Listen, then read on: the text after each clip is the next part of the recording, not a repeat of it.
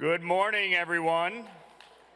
It's truly an honor to be with all of you this morning at the Republican Jewish Coalition, a group that has stood on the front lines, standing up to anti-Semitism wherever it rears its ugly head and defending the U.S.-Israel relationship. I especially want to thank Matt Brooks, Norm Coleman, and especially George Klein, a great man, a man of courage, of conviction, and integrity, and all of the RJC leadership. Thank you for your tireless advocacy and for bringing our community together at a time when moral clarity has never been more needed. The Republican Party has always stood proudly with Israel, not just as a matter of policy, but of principle. And let me just say, thank God we finally have a president back in the White House who believes in standing with Israel like we all do.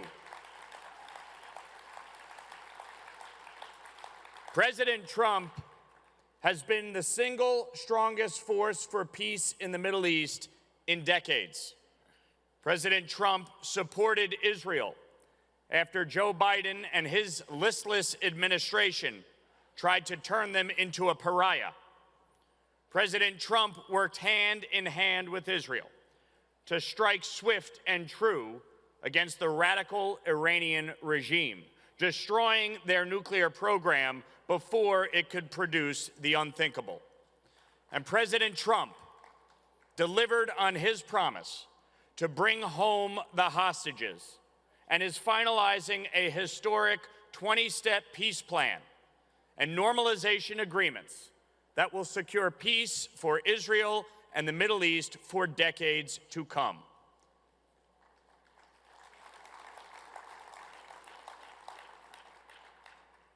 But we know the fight is not over because there are still deceased hostages remaining in captivity, including 2 Americans, Omer Nutra and Ite Chen. Their families deserve closure. They deserve a proper burial, and we must not yield until they come home. Now, President Trump knows one fundamental truth. Israel is our ally. It is a symbol of what democracy can be around the world, and it is the only true democracy in the Middle East. Israel is a nation built on resilience and freedom. These are the very same values that are at the foundation of our own country. So let us be clear. Israel is not an oppressor. Israel is not committing genocide. Israel is a beacon of freedom, of hope, and opportunity, and we will always stand with our ally Israel. As chair of the House Foreign Affairs Subcommittee on the Middle East and North Africa, I have worked tirelessly to strengthen the U.S.-Israel alliance, from advancing bipartisan legislation that ensures Israel's security, to giving the administration the tools they need to expand the Abraham Accords. We have worked to hold the United Nations accountable for its blatant double standards against Israel, and are promoting the Trump administration's maximum pressure campaign against the Ayatollah and his dangerous regime in Iran. In the 118th Congress, I was proud to lead and pass the SHIP Act, which worked to cut Iran's oil trade off at the knees and hold China accountable, the biggest purchaser of Iranian petroleum. That is what is funding Hamas. That is what is funding Hezbollah and the Houthis and Iran's terror proxy network, and it is what is funding their nuclear ambitions and ballistic missiles program. It must be cut off at the source.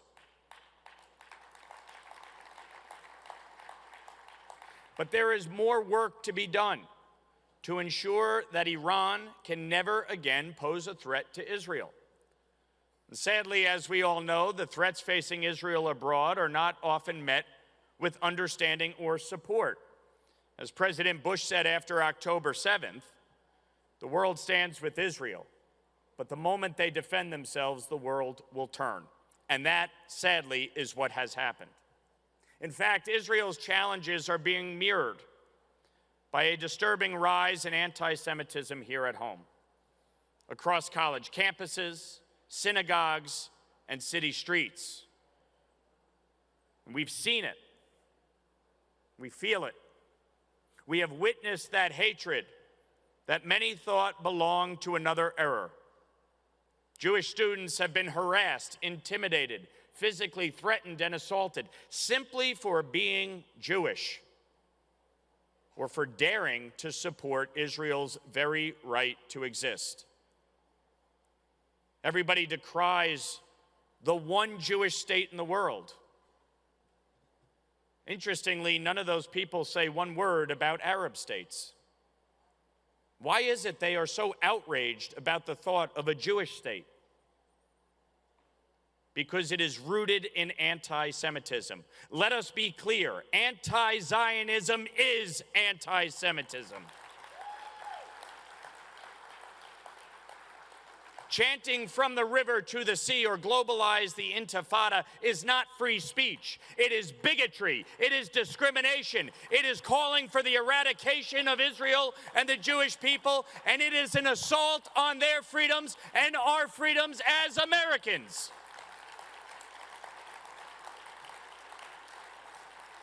And sadly, it has been normalized. It has been tolerated. It has been embraced by the far left, by the Democratic leaders who are too afraid of their base or too politically compromised. Call it whatever it is. Chuck Schumer likes to say he is shomer. Let's be clear. Chuck Schumer is a shanda. He's a disgrace.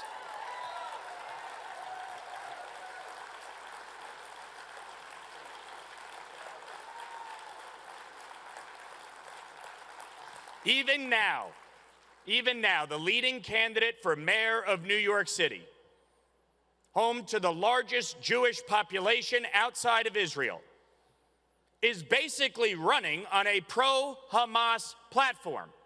Let's call it what it is.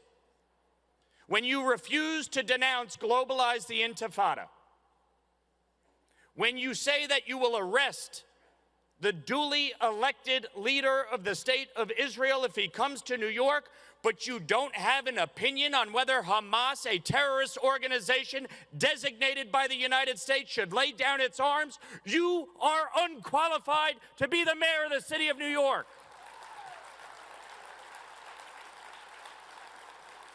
When you are raising money just 3 weeks ago for UNRWA, an organization that the United States Congress has defunded precisely because of its role in promoting anti-Semitism, in teaching Palestinian students to hate Jews and to want to kill Jews, and because of its role in October 7th, in which they helped fund and train and engaged in the killing of Jews and Americans and New Yorkers.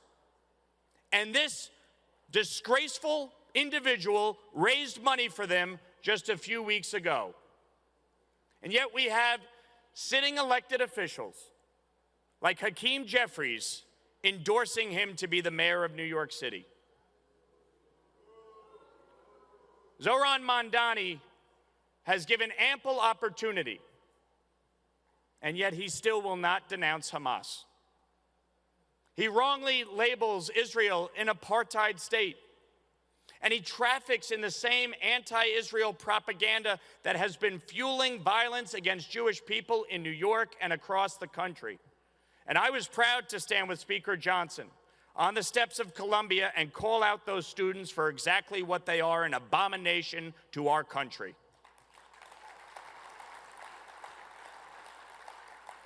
But sadly, this isn't just the fringe anymore. This is now the mainstream within the Democratic Party, and we must call it out.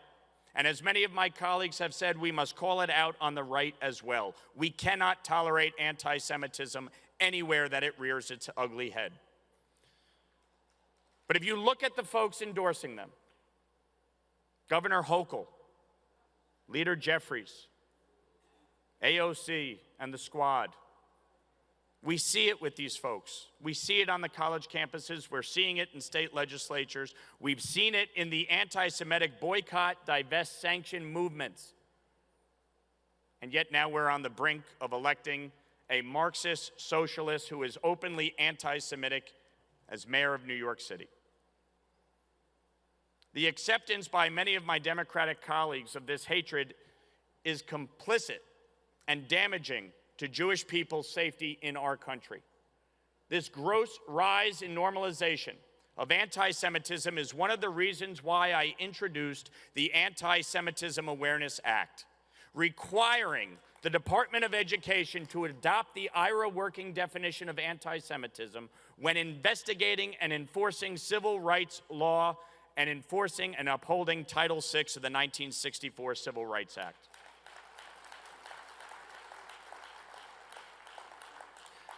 I'm also advancing the Countering Hate Against Israel Act, pushing back on those who use taxpayer dollars to delegitimize the Jewish state, and the IGO Anti-Boycott Act to fight back against the insidious BDS movement promoted by the United Nations.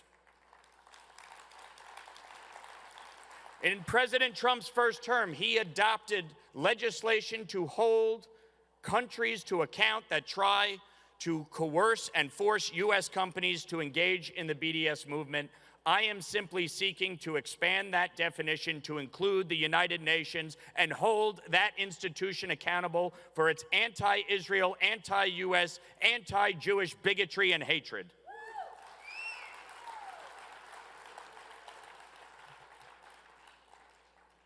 And I've been receiving pushback for doing that from those on the right, like Marjorie Taylor Greene.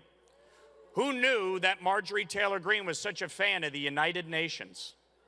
It's pathetic, it's embarrassing, and we must pass that legislation immediately. And folks, we will ensure that the Department of Education finally holds colleges accountable for the explosion of anti-Semitism on campuses since October 7th. This moment demands courage. Anti-Semitism threatens not just the Jewish community, but the moral fabric of our nation. Because when radicals chant from the river to the sea, they are not calling for peace, they are calling for the eradication of the Jewish state. It's not a political slogan, it's a genocidal one. The genocide in the Middle East are those that seek to eradicate the state of Israel. And the reason we know that is because none of those Free Palestine people, none of those ceasefire now people had anything to say when President Trump negotiated that ceasefire and when the Palestinians were being slaughtered by Hamas in the streets when Israel moved back from behind the line. They said nothing. Because it was never about freeing Palestine, it was about ending the Jewish state. And we must remain vigilant against it. And yet many Democrats in Washington, Albany, and New York City still can't bring themselves to say one simple truth. Hamas is the face of evil, and Israel has every right to defend itself. And the United States must stand with Israel without hesitation or apology. That is what leadership looks like. That is what the Republican Party, the party of Lincoln and Reagan and Trump, is delivering once again. We are the party that stands up for Israel's right to exist, for America's alliance with the Jewish people, and for the fundamental truth that good and evil are not morally equivalent. In a world filled with moral confusion, we choose clarity. In a time of weakness, we choose strength. And in the face of hatred, we choose courage. As Psalm says, pray for the peace of Jerusalem. May those who love you be secure. That's what we're fighting for. Security, freedom, and peace for Israel, for the Jewish people, and for the United States of America.